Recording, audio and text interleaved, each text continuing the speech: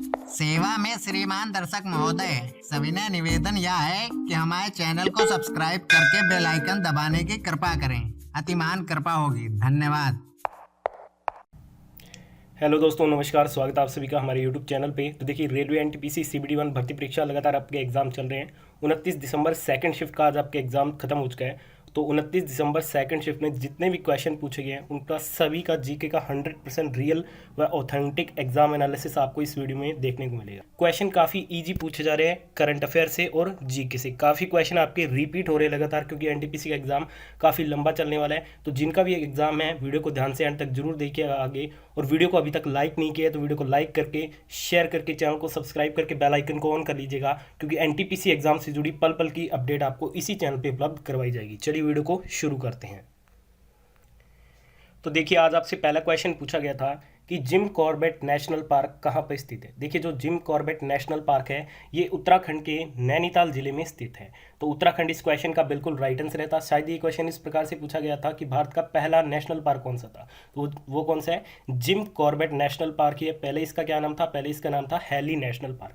तो ये पॉइंट आपको ध्यान में रखना है। बढ़ते हैं आज के अगले क्वेश्चन की तरफ। नेक्स्ट क्वेश्चन पूछा गया था HLL की फुल फॉर्म। तो HLL की फुल फॉर्म होती है हाई लेवल प्रोग्राम लैंग्वेज। तो हाई लेवल प्रोग्राम लैंग्वेज इस क्वेश्चन का आपका राइट आंसर रहता। नेक्स्ट क्वेश्चन पूछा गया था कि यूनेस्को का मुख्यालय कहाँ पे स्थित है। तो ये आपके पेरिस फ्रांस में स्थित है। तो ये आपका बिल्कुल राइट आंसर रहता। बढ़ते हैं नेक्स्ट क्वेश्चन की तरफ। अगला क्वेश्चन पूछा गया था कि गांधी जी ने अपना पहला आंदोलन कहाँ चलाया था। तो देखिए, चंपारण आंदोलन भारत का पहला नागरिक अवज्ञा आंदोलन था, जो बिहार के चंपारण जिले में महात्मा गांधी की अगुवाई में 1917 को शुरू हुआ था। तो इस क्वेश्चन का आपको ऑप्शन दिया गया था चंपारण आंदोलन। तो ये आपका बिल्कुल राइट आंसर रहता। बढ़ते हैं अगले क्वेश्चन की तरफ। नेक्स्ट क्वेश्चन पूछा गया था कि इसरो ने वर्ष 2016 में एक साथ कितने उपग्रह को लॉन्च किया था। तो इसका आपका राइट आंसर रहता 20।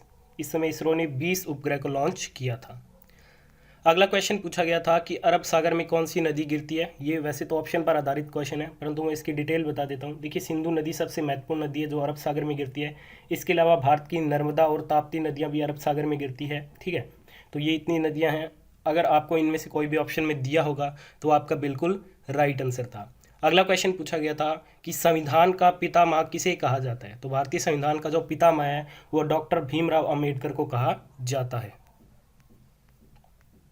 अगला क्वेश्चन पूछा गया था कि कांग्रेस की स्थापना कब हुई थी। तो 28 दिसंबर 1885 को मुंबई में AOU ने की थी। शायद ये क्वेश्चन फर्स्ट शिफ्ट वाला ही रिपीट हो चुका है। नेक्स्ट क्वेश्चन आपसे पूछा गया था कि वर्ष 2020 में जो गणतंत्र दिवस हुआ था उसके मौके पर जो मुख्य अतिथि थे वो कौन थे। तो ये थे ब्राज़ील के राष्ट्रपति जायर बोल्सोनारो।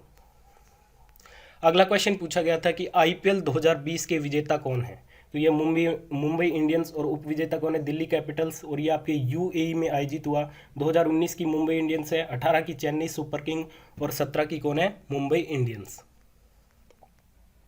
अगला क्वेश्चन पूछा गया था कि कावेरी जल विवाद किन दो राज्यों के मध्य है। तो ये है तमिलनाडु और कर्नाटक के बीच। तो ये बिल्कुल आपका राइट आंसर था। अगला क्वेश्चन पूछा गया था कि बेरी रोग किस विटामिन की कमी के कारण होता है। तो ये विटामिन B1 की कमी के कारण होता है। अगला क्वेश्चन था कि कैबिनेट मिशन भारत कब आया था। तो ये वर्ष 1946 में आया था और इसका मुख्य उद्देश्य भारत में पूर्ण स्वराज लाना था। अगला क्वेश्चन GST की फुल फॉर्म पूछी गई थी। तो GST की फुल फॉर्म क्या होती है, गुड्स एंड सर्विस टैक्स। अगला क्वेश्चन था कि राक्षस ताल झील कहाँ पे स्थित है। देखिए, जो राक्षस ताल झील है ये आपके चीन देश में स्थित है।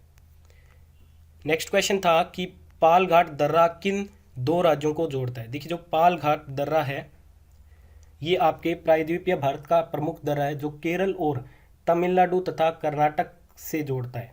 तो केरल, तमिलनाडु, कर्नाटक, इन तीनों में से आपके जो भी ऑप्शन में 2 दिए गए थे वो आपका बिल्कुल राइट आंसर रहता। अगला क्वेश्चन पूछा गया था ASCII की फुल फॉर्म। तो इसकी फुल फॉर्म होती है American standard code for information interchange. आज की शिफ्ट का नेक्स्ट क्वेश्चन आपसे पूछा गया था कि longest road tunnel in India कौन सी है, यानी कि भारत की सबसे लंबी सड़क सुरंग कौन सी है। तो ये है चेन्नई में स्थित है, इसका नाम है नासरी टनल। नासरी टनल इस क्वेश्चन का बिल्कुल आपका राइट आंसर रहता। नेक्स्ट क्वेश्चन पूछा गया था, जीएसटी वाला हो चुका है क्वेश्चन। अगला क्वेश्चन पूछा गया था कि शेर शाह का जन्म स्थान पूछा गया था, तो ये आपके सासाराम बिहार में स्थित है। इसकी जो पूछी गई थी डेट वो 1472 हो जाता। अगला क्वेश्चन पूछा गया था कि हुमायूं नामा किसने लिखा है। तो देखिए जो पुस्तक हुमायूं नामा इसे गुलबदन बेगम के द्वारा लिखा गया है। तो गुलबदन बेगम इस क्वेश्चन का आपका बिल्कुल राइट आंसर रहता। अगला क्वेश्चन पूछा गया था कि यूनिसेफ का हेडक्वार्टर कहाँ पे स्थित है। देखिए जो यूनिसेफ का हेडक्वार्टर यानी कि यूनिसेफ का जो मुख्यालय है वो आपके न्यूयॉर्क में स्थित है। तो न्यूयॉर्क इस क्वेश्चन का राइट आंसर था। अगला क्वेश्चन पूछा गया था लेमन की पीएच वैल्यू पूछी गई थी। तो 2.5 लेमन की पीएच वैल्यू होती है। बेरी रोग विटामिन B1 की कमी के कारण होता है।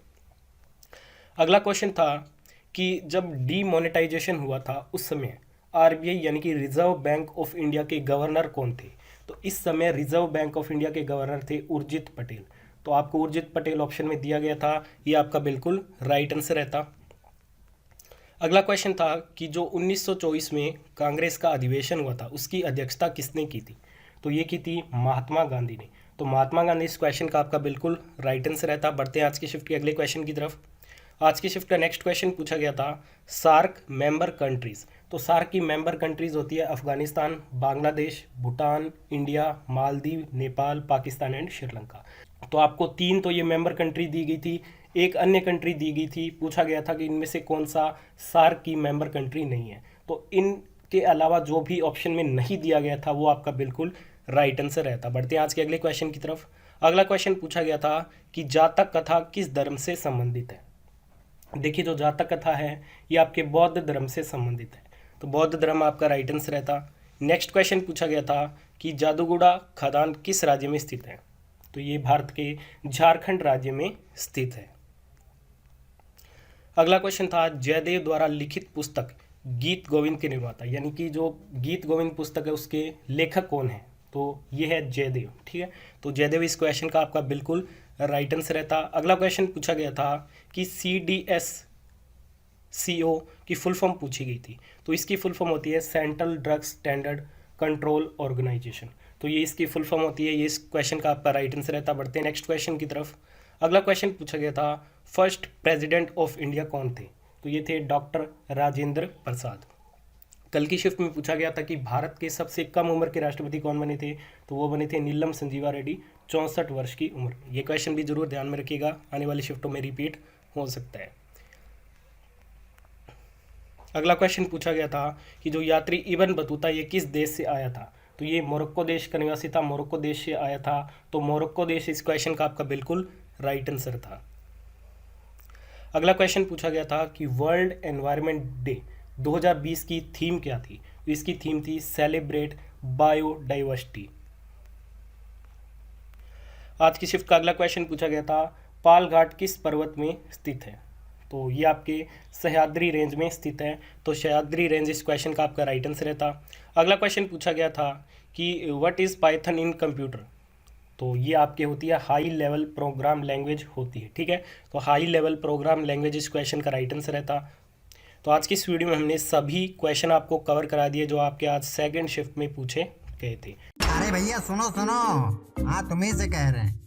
अब यहाँ तक आ ही गए हैं तो मतलब वीडियो अच्छी लगी है, और वीडियो अच्छी लगी है तो लाइक करना शर्माना कैसा। तो हमारी वीडियो को लाइक करें, शेयर करें और चैनल को सब्सक्राइब करना बिल्कुल ना भूलें। धन्यवाद।